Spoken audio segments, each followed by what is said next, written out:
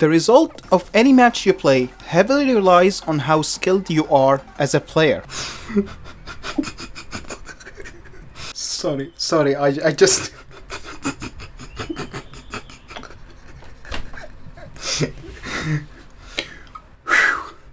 Alright, I'll get it together. Now, there is no denying that practicing and improving as a player will get you to win games, but for those people that like dodging accountability, I'm gonna give it to you. Not every loss is your fault. You can play perfectly, do no mistakes, and be completely in your opponent's mind and still lose due to matchup. This is exactly why sniping exists on top ladder. If you want to maximize your chances at beating bad matchups, you need to understand what type of bad matchup you are facing. And there are mainly 3 types of bad matchups. The first type of bad matchups can't deal damage. This is the most common form of bad matchups in the game, and it usually occurs when they have a direct counter to your win condition. And even worse, when sometimes they have multiple hard counters to your win condition, which can make touching their towers near impossible. In this scenario, any kind of damage, no matter how small it is, tends to be extremely valuable beyond what I can describe. A spear goblin hit the tower, literally huge. A bomber got one shot, game-winning damage right here. Obviously, in a situation where you are celebrating a spirit connecting on the tower like you won the lottery, having a spirit jump on your own tower is catastrophic to say the least.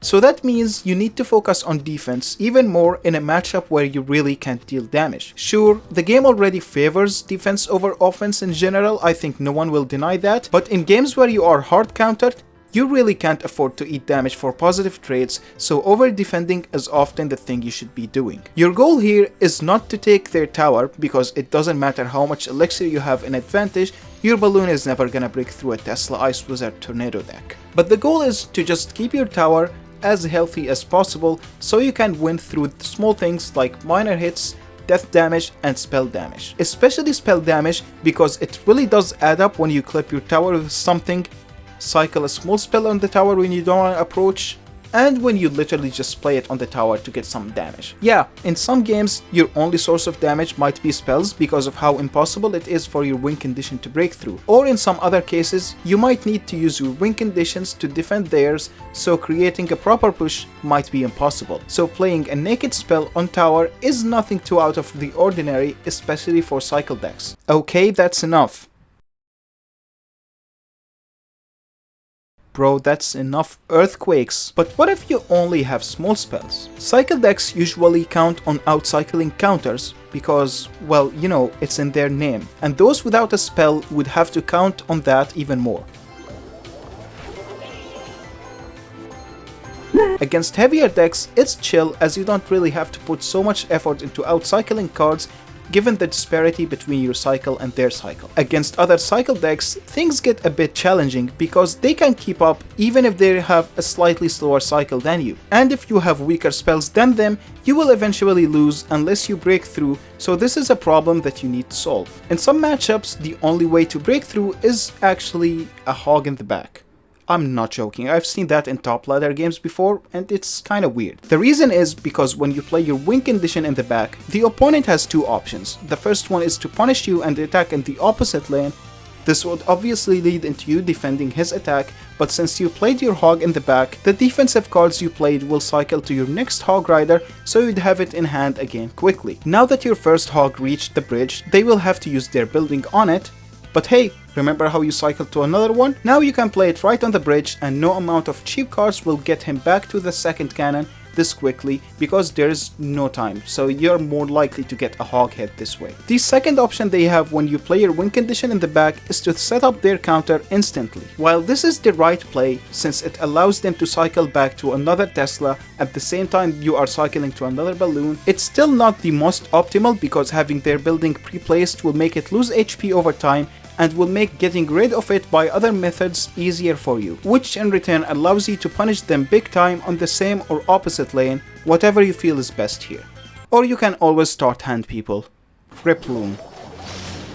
Beatdown decks don't have the luxury of outcycling or spell cycling because their cards are somehow as expensive as Mario Kart World. they have to resort to different methods, like Evos for example can get them some undeserved damage that the opponent can't really fully prevent unless they hit an insane prediction. Sure, most Evos right now are defensive focused, so you might not have a lot of options in the meantime, but over time they are bound to introduce more offensive Evos that are capable of switching the tide of some terrible matchups. Besides attacking with Evos, a heavy deck needs to figure out a way to break through defensive Evos that will shut down their deck with ease. Not having arrows against Evo Dart Goblin for example is just gonna get your push deleted no matter how expensive it is because, you know, very balanced. But using a spell combo will allow you to get rid of some annoying troops without having a direct spell counter. Some spell combos are very simple like Arrows Zap taking out Zappies, but some of the nicher combos are really slept on. For example, Fireball Curse is capable of killing Electro Dragon,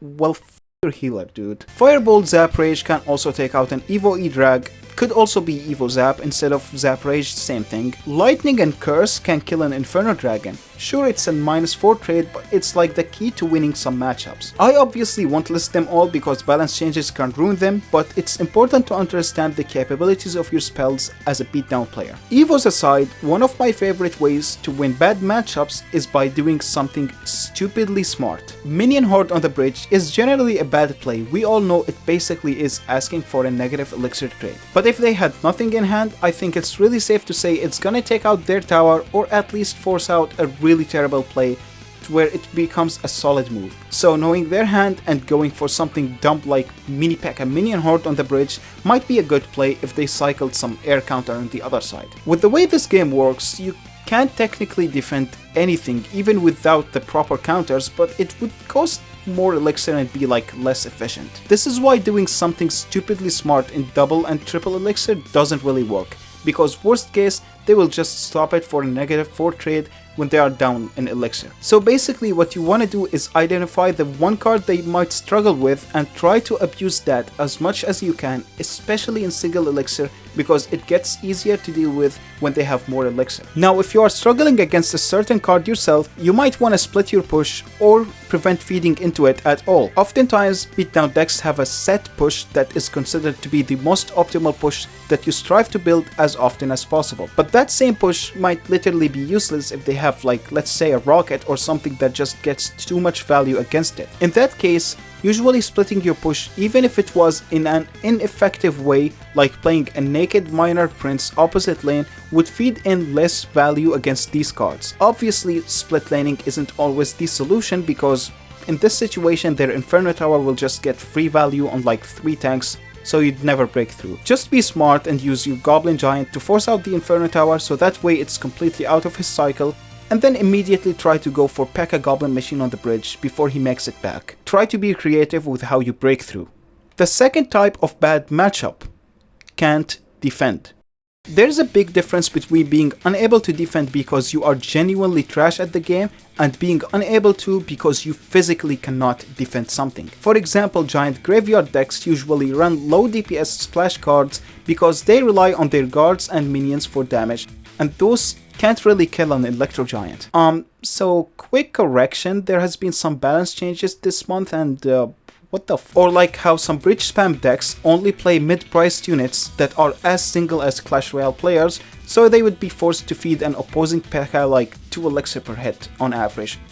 Yeah, that's undefendable. Now this type of hard counter is harder to win, but it really isn't that common because most meta decks are decently well-rounded, and surely there aren't meta decks that run random stuff like P.E.K.K.A. Goblin Giant with 0 air defense. In a situation where you can't defend, exchanging damage evenly is always a good trade for you since it's easier for them to get damage. Sometimes going as far as tower trading can be a decent strategy because having access to the pocket might make some impossible defenses possible. Like, I can use my mini P.E.K.K.A. here, so that's nice. Now obviously for cycle decks, tower trading is almost never ideal because they really don't have the means to come back in a 2-crown game. Usually if you can't defend certain decks as a cycle player, you need to put your focus on activating the King Tower somehow. I can't stress enough how many impossible matchups became possible only because you somehow activated the King Tower and will now get bailed out on defense. And don't think these are exclusive to decks running Tornado. Some of the possible King Tower activations are mind-blowing. It leaves you unsure whether to be impressed or like worried about the guy's social life. So if you are allergic to grass, you might want to invest some time into learning a few funky King Tower activations. If they have cards that you can't defend, you have to try to finish the game in single elixir, regardless of whether you are running a cheap deck or a heavy deck. Allowing the game to go to double and triple elixir means that this specific card that you can't kill to save your life will be getting played more and more often against you. Both deck archetypes can in a way abuse Evos defensively to stop certain cards that they would otherwise have zero ways of dealing with. Let me pull up an example from my dude Invader. Basically in this match you can see here he clearly has zero counters for Electro Giant. Basically to just get damaged every time it's played. What he did was keep the Evo Mega Knight and never play it on anything except the E-Giant. That way he would be able to defend his 900 HP tower. Did I give you permission to use this clip? At least I'm not using your gameplay as a bad example like I did with Saxon. Bro, why am I catching strays? Okay, is everyone gonna be interrupting me today? W Abdod for roasting Saxon. Austin, I swear. Please excuse me. My oily men just wanted to say that you should use code Abdod. Okay, everyone get the frick out. I have a video to finish. Except you, Huntington, you can stay. W promo. Holding onto your Evos specifically to defend a certain card isn't the only way to cheese evolutions in such matchups. If they have an Evo that you can't really defend, and you know it's in their cycle, sometimes dumping random stuff on the bridge to force it out can be a good play. Here, I know they have an Evo E-Drag, but I still went Goblin Giant, Dark Prince on the bridge just to make sure they are forced to use it on the opposite lane of the Night Witch. Sure, it was a negative 4 elixir trade for me, but now I don't have to worry about an undefendable Evo E-Drag behind a Golem Night Witch push. So who's the real winner now? There are certain situations where you can't defend with a card simply because they have a spell that can remove it instantly. Does that mean you should accept that your archers are dead, for example? Not really, because even if they take them out for an even trade, they still got a few hits, so the interaction is overall positive for you. I like using my Sparky this way against logbait players, where I would play it high into a Valkyrie or a Princess so that it gets a shot before the rocket reaches it. But obviously this is case specific, like for example a pump will be a dead card in your hand if they have Earthquake because it gets you nothing except a negative elixir trade. The third type of bad matchup: can't get damage plus can't defend. In this one, it's a mix of both, where you can't really deal any damage no matter what you do, and you basically can't defend their cards even if you had like triple the elixir they have. I got Lucas here, a top 3 CRL world finalist, to show you how to beat such matchups because this is above my pay grade.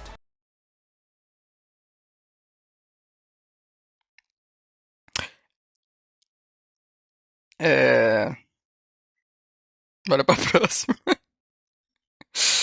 Så sitta. Just a disclaimer, everything I talked about here is very useful and will actually make you win bad matchups up until you get really high on ladder, where your opponent actually knows what they are doing. Once you get there, even if you were a better player, the skill level will still be relatively close to where you just like won't stand a chance unless they make a mistake, my dudes.